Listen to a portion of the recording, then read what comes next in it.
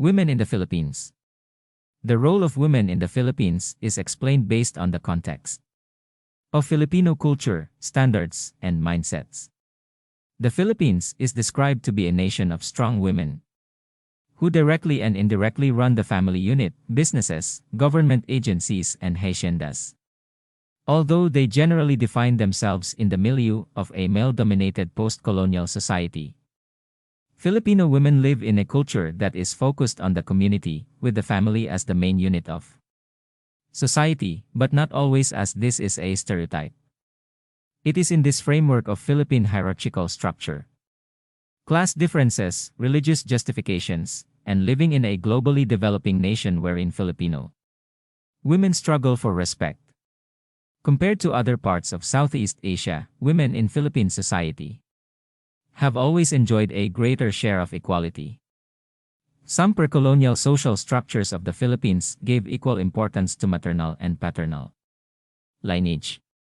This bilateral kinship system accorded Philippine women enormous power within a clan. They were entitled to property, engaged in a trade, and could exercise their right to divorce her husband. They could also become village chiefs in the absence of a male heir. Before the arrival of the Spaniards, Filipino women could also achieve status as medicine women or high priestesses and astrologers. In the pre-colonial era of the Philippines, there are numerous women are entitled as a hara and dayang. The female presence in the noble caste are prominent in the kinship system in the Philippine societies. Here are the examples of notable queens in the Philippine history. Dayang Buka, known in Elsia. She was married to Senapati Jayadua, who was the Raja of Tondo, as a bargain to clear the debt of Isakati and Walos Warnas of her parents Namwaran and Dayang Angkatan. Hara Udaya, or Queen Orduja, is a legendary warrior princess who is recognized as a heroine in Pangasinan. The name Orduja appears to be Sanskrit in origin and a variation of the name Udaya, meaning arise or rising sun, or the name Urja, meaning breath. A historical reference to Orduja can be found in the travel account of Ibn Battuta, 1300 at apat, possibly 1300 at 68 or 1300 at 77 AD, a Muslim traveler from Morocco. Ibn Battuta sailed for 17 days to reach China from the land of Tawalisi. Dayang Sima is the legendary queen of South Cotabato, known for her sense of justice and respect for the law.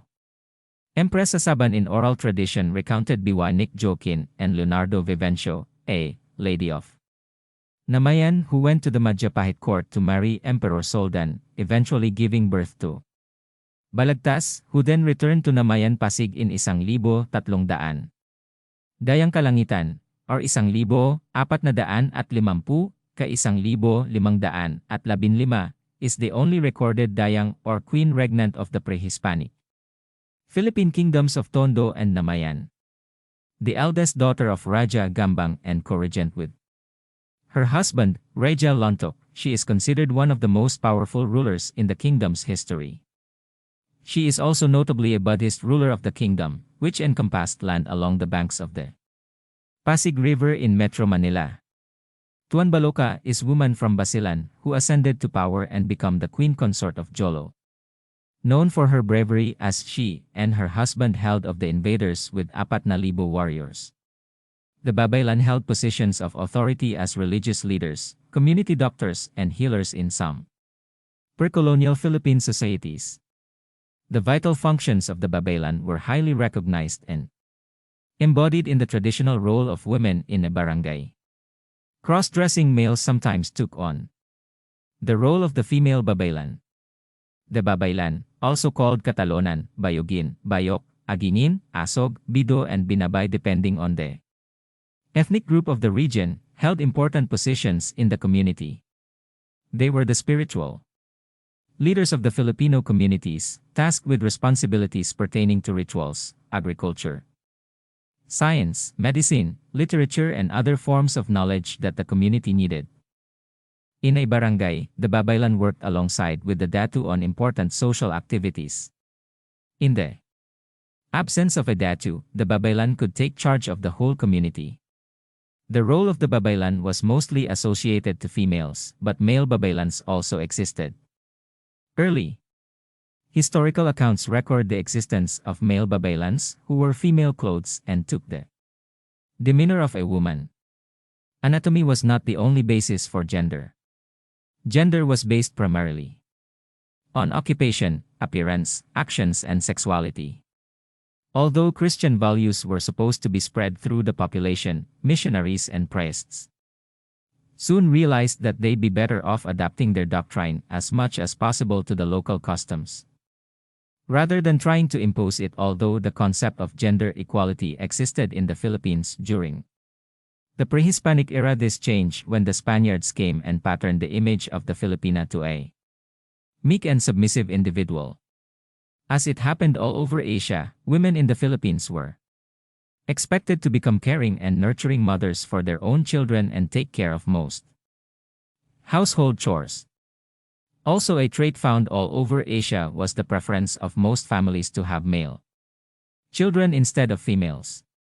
During the last part of the colonization of the Philippines, Isabella I of Spain introduced the Education Decree of 1863 at 10 years before Japan had a compulsory free modern public education and 40 years before the United States government started a free modern public school system in the Philippines that provided for the establishment and for the building of at least 2 free primary schools, one for the boys and another school for the girls, in each town under the responsibility of the municipal government.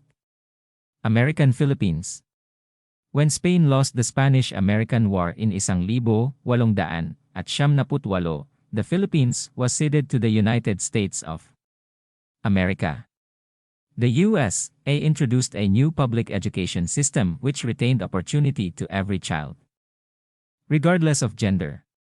Through the American patterned school system, Filipino women became professionals, although most of them and their male counterparts opted for making use of their former education roots and expressed themselves in Spanish or Tagalog. According to the Monroe Commission on Philippine Education, upon leaving school, more than 79% of Filipinos will not speak English in their homes. Possibly, only 0% to 15% of the next generation will be able to use this language in their occupations. In fact, it will only be the government employees and the professionals who might make use of English. Contemporary roles. Modern-day Philippine women play a decisive role in Filipino families. They usually handle the money, act as religious mentors, and can also make all the important family decisions. Urban setting. In the past, firms and businesses generally hire Filipino women for less pay and secretarial functions. But at present, Filipino women are given the same opportunities as their male counterparts in the business realm. This is due to the political and economic changes at the global and national levels in urban society that have led to the growth of export-based industries and the service sector, which then created more opportunities for Filipino women. About 1/3 of businesses in the Philippines are operated by Filipino women. Many Filipino businesswomen in the urban sector can be found in the hospitality sector, marketing, publishing, real estate, transportation, financial consulting, trade and services, electronics and appliances, and much more. Rural and tribal clan setting. In rural areas, the Filipino woman belongs in the home. The children approach her for money and help. She is the family's treasurer. She supports the children's educational needs. For non-family members who require support, the wife is the person to be approached. However, the wife is neither the person who makes the final decision or the person who hands out the money. Juan Flavier, a physician, an authority on community development, and a former Philippine senator, described in his book, Doctor to the Barrios, that whether some Filipino men are willing to admit it or not, rural women in the Philippines wield considerable authority, the housewife in particular. This is especially if the housewife, who is often referred to as the ilaw ng tahanan, light of the home, is convinced of the benefits that will be gained from a certain practice such as the concept of family planning in the barrios. Flavier also mentioned that in the Philippine barrio, the one responsible for the home and its management is the wife. She holds the key to household development, marriage and relationships.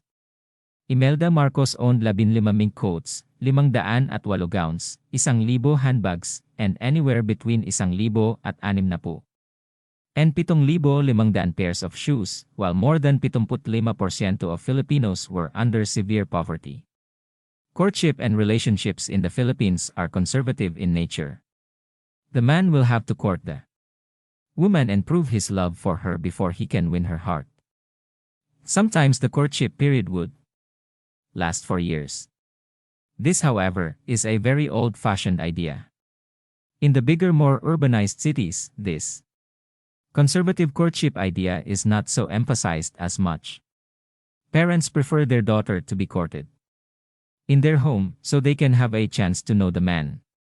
It is during the courtship period that the man would put his best foot forward to create a good impression on the woman and her family. Generally, the man is being measured on his being a gentleman, ability to respect the woman's family, and servitude, the extent of what he was willing to do to prove his love for the woman. Usually, the woman is courted by several men and will have to choose the best from among her suitors. Courtship and relationships remain the same for rural and urban areas despite the modern Western influence. Culturally in the Philippines, divorce is viewed as negative and destructive because of a tradition that emphasizes that the family is the core social unit, especially for the Filipino wife. Divorce is not perceived as a solution to any matrimonial-related problem because it hinders the development or progress of the basic community unit. Therefore, husband and wife are obligated to fix any problems within the boundaries of the marriage. Women in the pre-colonial Philippines enjoyed nearly equal status with men, dubious discuss. Prior to colonization, both men and women could get a divorce for the following reasons: failure to meet family obligations, childlessness, and infidelity. Children, regardless of gender, and properties were equally divided in a divorce. Since a man needed to pay a dowry to the woman's family, she was required to give it back should she be found at fault. If the man was at fault, he then lost the right to get back his dowry. In the Philippines, society valued offspring regardless of gender. Female children were as valuable as male ones, mainly because they recognized that women are as important as men. Parents provide equal opportunities to their children. Filipino daughters can also go to school, inherit property, and even become village chiefs like Filipino sons. Filipino women and work. Traditionally, rural and tribal women do all the household-related chores. Heavy works that require more strength is done by the husband. Now, the chore work is evenly distributed with the men doing just as much work as the women, dubious discuss. The scope of their functions include cooking, cleaning, teaching the children, washing clothes, repairs, budgeting, and helping in the farm day. Husband is the one who makes sure the farm would yield quality crops, so he does all the maintenance work. In some cases, where the husband needs help from other men, the wife would make sure that the men are fed, so she cooks food and bring it to the farm. The Filipino women ensures that everyone is well fed, including any workers, relatives, or visitors. In general, Filipino women find pride in their work. They do not find themselves alienated from their chores because they work with, around, and for their families. This family-oriented mindset gives them a sense of dignity and responsibility. The family and the children are the primary priority. Some Filipino women's life. In addition to doing housework, the contemporary role of a Filipino wife today is to provide financial support in the household by seeking employment in higher earning occupations, which then expands the Filipino female work outside the household. In the early 1900s, the female workforce in the Philippines was also a highly debated topic during workers' conferences. In 1900, during the First Congress of Labor, the decision to enact a law that would regulate the employment of women and children was approved due to poor working conditions, dark and ill-ventilated rooms, smoke-filled factories, etc. for women and children.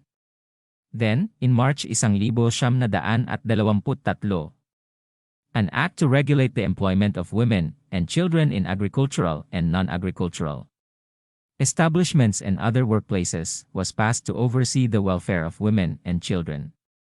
In 1960, under the Department of Labor, the Bureau of Women and Minors was created and was responsible for the promotion, development, and the protection of the welfare of working women and minors. Since then, more acts were made to oversee the welfare of women workers, as seen in both the 1935 and 1973 constitutions. Filipino women and Philippine politics. Corazon C. Aquino, 1972, the first female president of the Republic of the Philippines, recognized by the international diplomatic community as the mother of Asian democracy. Compared to other countries, Filipino women have gained and enjoyed equal rights with men. They have become presidents, senators, congresswomen, mayors. They have served in government offices and have held cabinet positions for presidents. Filipino women have proven that they are capable of carrying out responsibilities and tasks as well as their male counterparts. There are 48 women representatives elected in the 15th Congress, 2010 national election. They accounted for 21.6% of the total 222 representatives as members of the lower house. In 2010 senatorial election, there were 14 na women who ran out of 61 candidates, 23.0%, of which 2 entered the top 12 winning senators, 16.7%. The number of women who engage in politics are smaller compared to their male counterparts. This was primarily because engagement in politics is considered dirty. A recent study revealed that there is a re-emergence of the empowerment of Filipino women through the political process, just as they were prior to the arrival of conquerors from Spain. Philippine women are rediscovering their strengths. Filipino women had been successful in implementing policies by becoming executive staff members, advisors to politicians, and as advocates within non-governmental organizations. Modern-day Filipino women are making strides in electoral politics by initiating more female-oriented programs. They are performing well as leaders, although generally, Filipino women still often earn political seats by having fathers and husbands who are politically connected, a dynasty system that hinders other Filipino women from joining the electoral process. Other factors that prevent full engagement of other well-qualified Filipino women from the Philippine political scene are the expense in politics and the importance of the family name. Participation of Filipino women in Philippine politics was encouraged during the Beijing Declaration in 1975 at the United Nations Fourth World Conference on Women. In February 2005, however, a United Nations review on the progress of Philippine women and their role in politics revealed that despite an increase in the quality of female politicians, there was not enough increase in the number of women participants in government activities. From 1972 to 2001, Filipino women had been elected as local chief executives, functioning as mayors, governors, and captains of villages. One influential factor contributing to the increasing number of female politicians is the elevation of Corazon Aquino and Gloria Macapagal Arroyo as Philippine women presidents. Babaylan in 21st century. The Babaylan figure has resurfaced in Filipino diasporic communities as the indigenous Filipino concept is borrowed as a tool for decolonization practices and post-colonial discourse today. The Babaylan tradition and Babaylan-inspired practices are seen as an indigenous spiritual path among Filipinos in the Philippines and in the diaspora as a means to remembering relations to their homeland and healing